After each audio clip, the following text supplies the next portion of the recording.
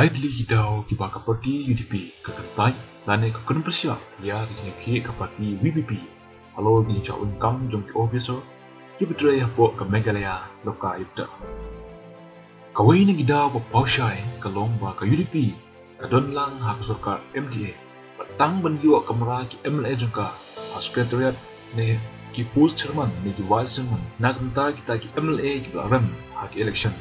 ne nagamta ki party workers kakloi ban pesung bahaya ke VPP bat pendem haka kat bagamuan Balei. Kabar kalong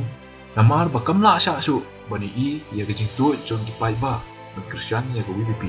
kakloi ban wodong ya ke jingiakhih jongka bat Sngap jarpat halor ditemu jong ka sarkar MDA tu ban buri ru ya di kam pamsap ka Balei. Kalong ba imat tang ban yok nia ban kesan ya lade namar MP election bat ban wodong ya ka VPP isu pyrshah ya gejing dawa ka badai kat kum ka ain jong ka Lokayukta ta da haduk ba ka sedang ban partai penbakla ya kini ka ain isu nak liang jong doktor Rizwan Sempleng belum media sel jong VPP ula ban rabu nak kapong hadu menta bai ba uli i ya ka VPP bakam sim na sim ya ka senjam tang ban yo ya gejing Christian nak bentak election Henry kaisnya kali hapai ba uun besar halor kikam kiba kalale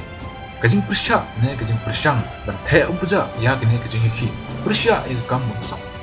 kam pen kendria watang sitdaru ya ke VPP bat yak pai ba nong Christian jaka nagathong ke ba kitot